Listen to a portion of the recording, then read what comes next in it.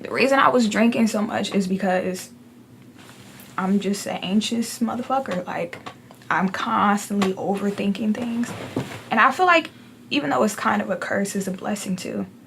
Because I feel like if you quote unquote overthink things, you're a deep thinker, and it's good to be able to like look at things and feel things deeply instead of just looking at everything from such a shallow, point of view. I think that's a really good way of looking at it, because I think that it's the over-analyzing that's a problem, not the analyzing. I think more people would benefit from analyzing. For people like you and me who may struggle with the anxiety side, it's directing it to more positive, beneficial, productive lines of thought. That's and true. Not like the things that, weigh us or tie us down.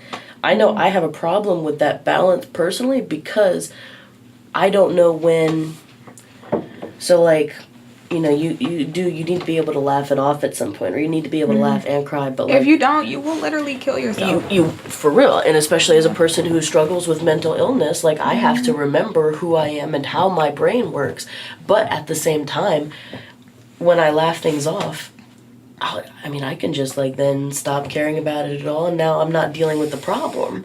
So for me, I have to find that balance, because you definitely have to find balance. And I think that people need to remember that in general. But for me, what I'm learning is that one of the things for me is my overthinking I have used as a crutch in order to... and I don't mean that I did that intentionally. Yeah. I mean that after a while, it had been around me so long that it became a crutch in order for me to be able to not have to move forward in some things that I felt completely unstable or insecure in, or in order to, like, focus on it without doing anything about it. Does that make sense? Like, you feel like you're doing something because you're thinking about it, but you're not actually doing anything. I used to be that same way. And I've gone back and forth. I think I used to be worse, and I've grown some in it, but, I've just...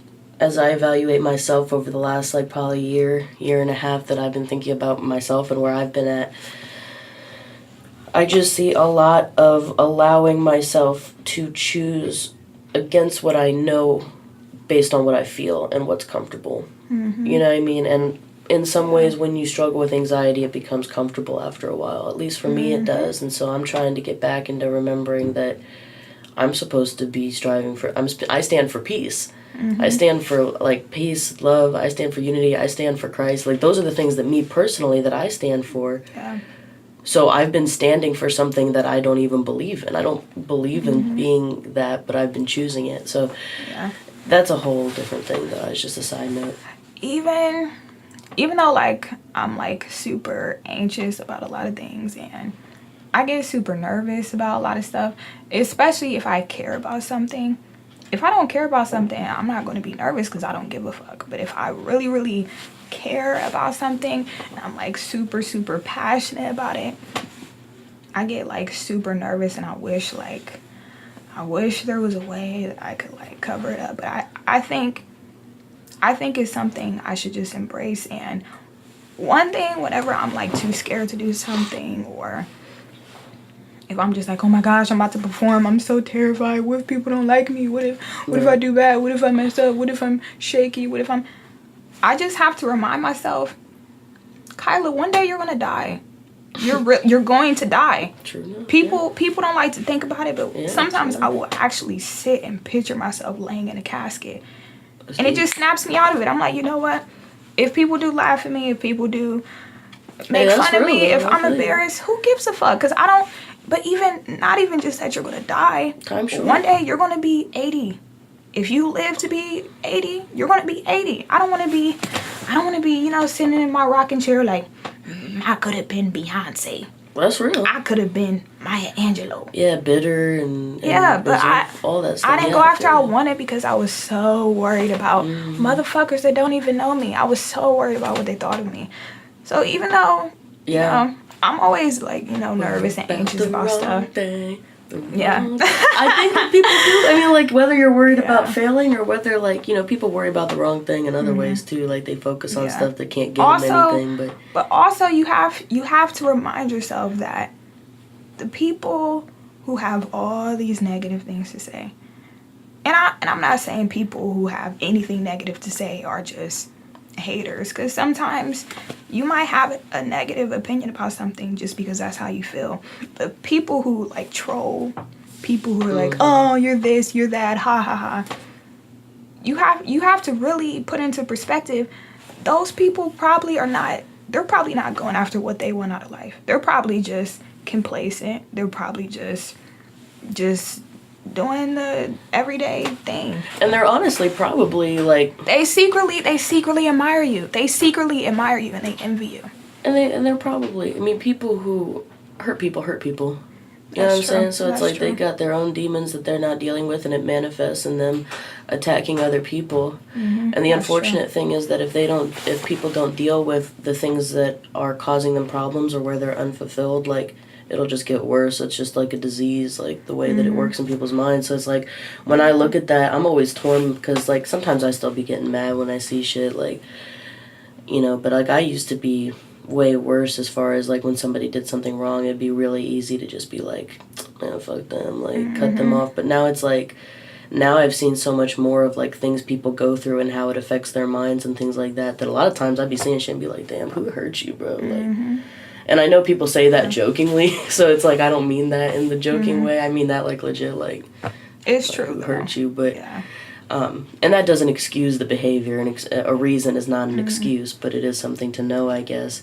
Yeah, I think, and I don't know why we as humans do this, but I think it's, you can have 100 positive comments, people praising you, people, I love you, you're so beautiful, you're so great, you're so talented, and just one comment of somebody saying, you're trash, you're not talented. Yeah, it hits you so much harder. What's up with and it's that? like, just think about the shade. Just think about the shade room. All these celebrities that quote unquote clap back, they'll be like, bitch, you wasn't da-da-da. It's like, so you have all these thousands of positive comments and you're gonna reply to the one person who's being disrespectful. Why? They want you to. They literally live for that. These people make fucking fake pages just to be able to go on somebody else's page and talk shit, because they don't want to reveal who they are. They don't want their identity to be shown. So it's like, that's why if I ever became famous or popular or whatever, I'm not about to waste my time.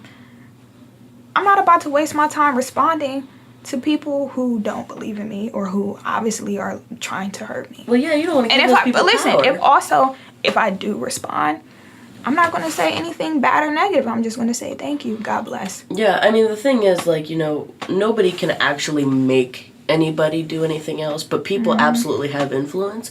So it's like, that's true.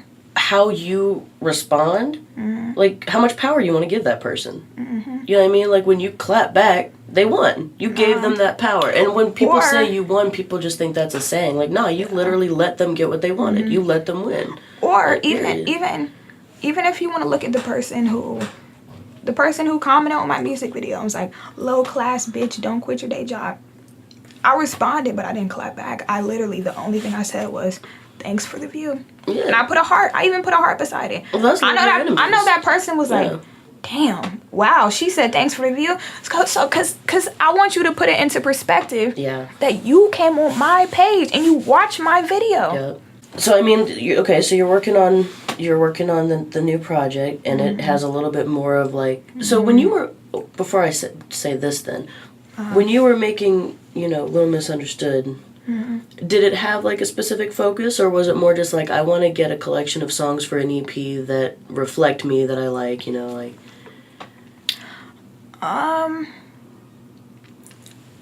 I always try to make sure that I don't know, I always try to make sure my personality shows in my music. And I don't know, I feel like I'm a very I feel like I'm a character. I feel like I'm a very, I guess, interesting person. I agree with that. Because it's like, even Greg, he'll tell you, like, you don't know which Kylie you're going to get today. Like, I could just be real calm, cool, and collected. Hey, babe, how was your day? Or I could be like, what's up, motherfucker? Greg! And he'll be like, oh, your voice is so annoying. Stop yelling.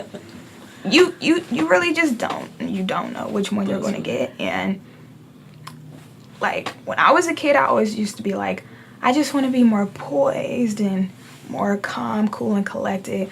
Like, I was super, super, super obsessed with Aaliyah. I'm like, oh, the way she talks is just so, like, just angelic and just smooth and just sexy. And I'm like, you know what? I'm going to try to force myself to just be more, like, calm, cool, and collected. And I'm going to talk real sexy and real smooth all the time. How was your day? How are you? Oh, I'm doing excellent. But that shit went out the window. I can't do that. That's just not who I am. Yeah, some people might think I have an annoying voice. Some people might like my voice. Some people might just think I'm annoying in general. I can't, as much as I wish I could be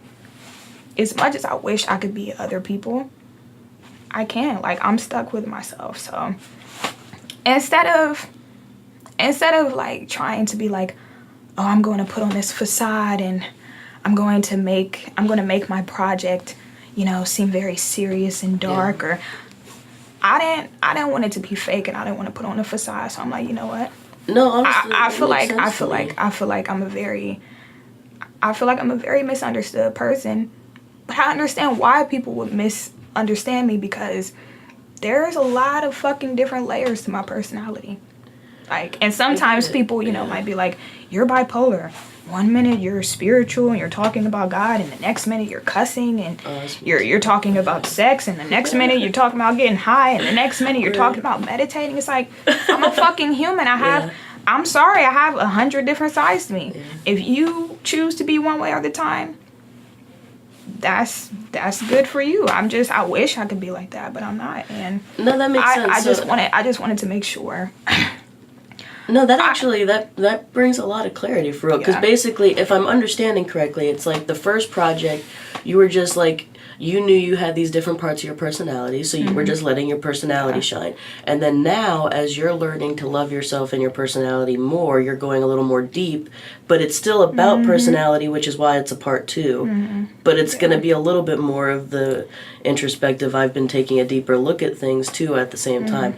That's going to be an awesome project. That's going to be dope. But also, if you really actually listen to each song, you can hear my personality in every single song. Absolutely. That is undoubtedly true. Even little stuff like, and roll your blunt. I'm like, the little breakdown part, I'm like literally smoking a blunt. When I was recording that song, I was really smoking a blunt on the part where it's like, you hear me like, you know, puffing, you know, the blunt, and then I'm coughing. And I'm like, you want the blunt? Here. And it, like, I'm supposedly like giving it to the guy. Just little stuff like that, it shows my personality. I totally agree. No, or even give you all of me at the beginning. I'm like, I love you and I want you, but I don't need you. I'm just making sure you know. That's really some shit I would say to Greg. Yeah. That's really my personality. Yeah, it is. No, I really agree. That's why I'm saying, like, what you're saying makes so much sense, because I've never heard you talk about it like that, or like kind of verbalize it. But once I hear it now, I'm like, oh, that's exactly what it is. And so for you to describe basically doing a part 2, that's the same thing, but going a little more deep and really kind of analyzing things more, that's gonna be awesome. Or even if you look at songs like Conformity at the beginning, I say, there just comes a point in time where you have to stop giving a fuck. That's really some shit I would say to my friends. I'm constantly giving my friends these little fake ass motivational speeches like, you know what, if you don't go after what you want, when you're 70, you're going to be upset. You're going to be bitter. But you can't have that loser's mentality. Yes, I have a vagina. However, you're going to hear me. I don't give a fuck if my voice is shaky. I don't give a fuck if I'm nervous. You're going to hear what I have to say, and not even just what I have to say.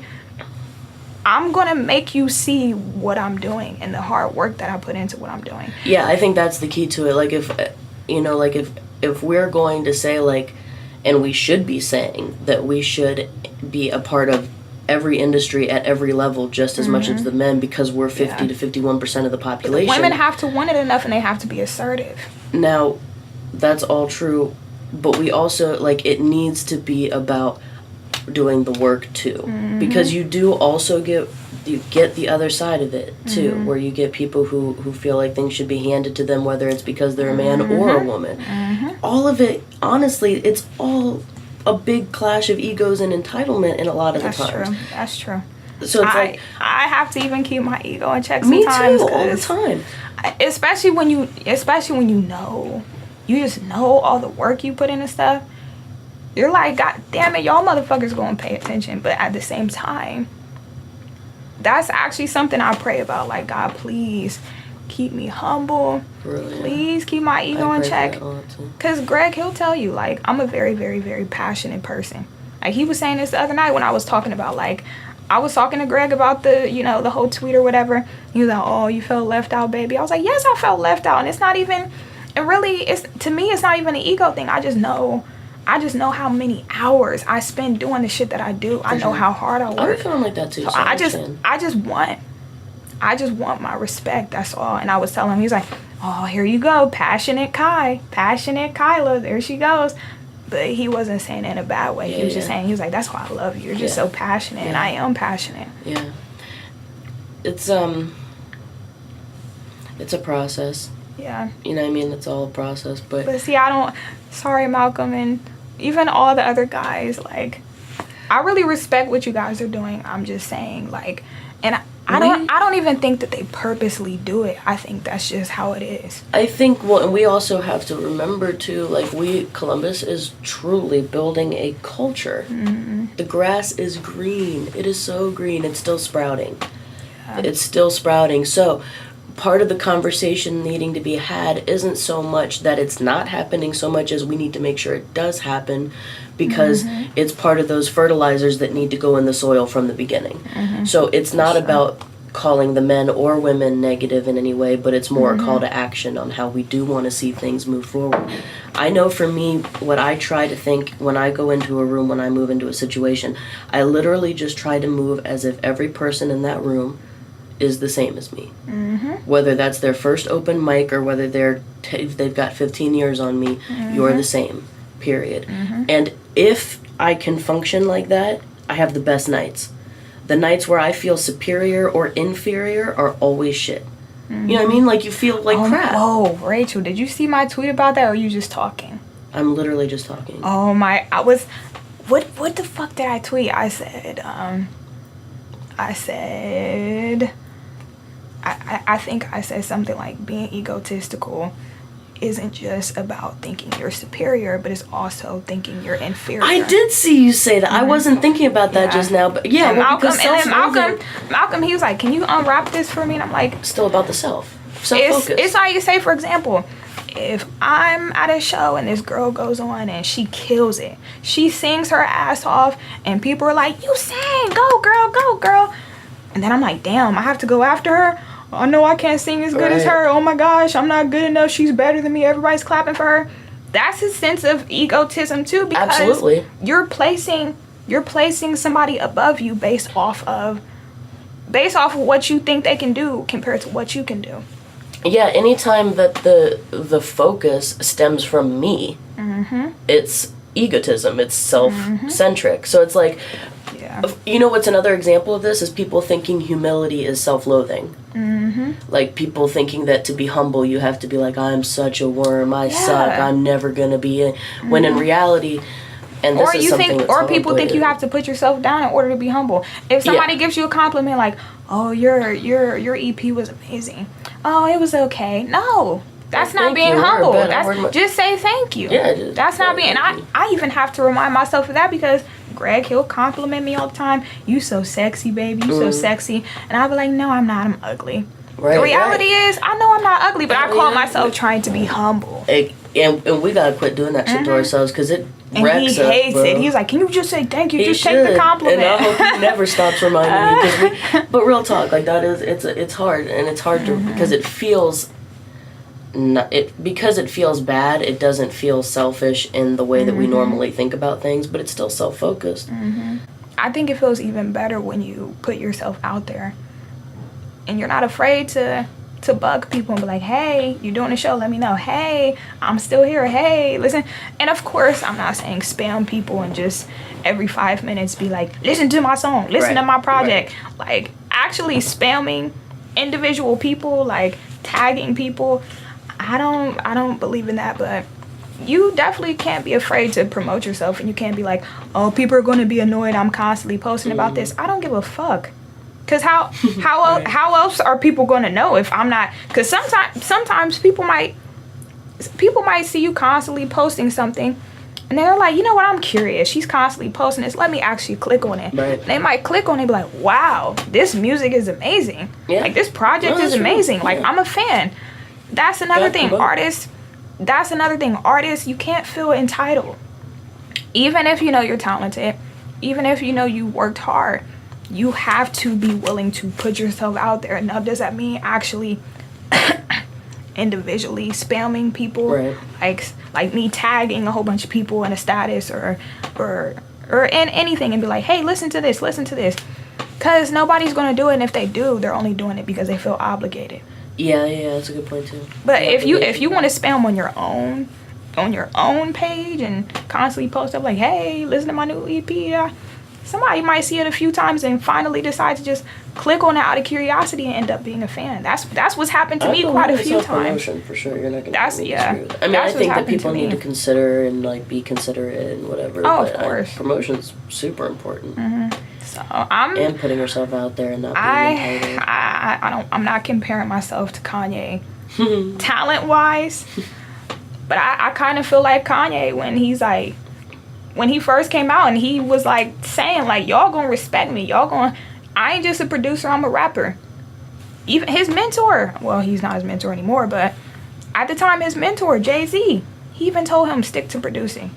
You're not a rapper, just stick to producing. But Kanye knew his vision, he knew his purpose. Yeah, he could have Jay-Z, he does. Jay-Z is a very, very, very powerful man. Yeah. I don't even know if I would have been able to just still do it. If Jay-Z tells you stick to producing, you're not a rapper, that would really, really crush somebody's ego and make them feel like, well, maybe I'm not good enough. But not Kanye. He still went after what he wanted, and he ended up, proving him wrong. So that's my mentality. Even Lauryn Hill, when she was a teenager, she performed at the Apollo and they booed her. Mm-hmm. They booed her off the stage, and it's not because she couldn't sing. She was nervous, so her voice was shaky when she was singing. And they booed her off the stage. Guess what? She became a Grammy Award-winning singer. I'm sure the people who booed her, they didn't think she was going to be anybody, but she knew. She could have easily, being booed off the Apollo on TV, that could easily make somebody quit and be like, I'm not good enough. Yeah. But she kept going. Yeah. So, I don't know how many people are going to actually listen to this, but... Me neither. If and I don't mean to go on my like little motivational speech. What you mean? My little motivational speeches. Talk your shit. Do it. I'll be going into little motivational speeches and rants, but if there's anybody out there who has like a really, really, really, really strong desire to do something and you're very, very, very passionate about it, there's going to be people who don't think you're good enough. There's going to be people who don't see your vision.